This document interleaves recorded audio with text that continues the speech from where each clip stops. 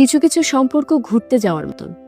আপনি খুব পছন্দের জায়গায় ঘুরতে গেলেন, সেটা সমুদ্র অথবা পাহাড় যাই হোক না কেন, দেখবেন আপনার যত ভালো লাগাই থাকুক, সেখানে চিরস্থায়ী হয়ে থাকা আর হয়ে ওঠে না।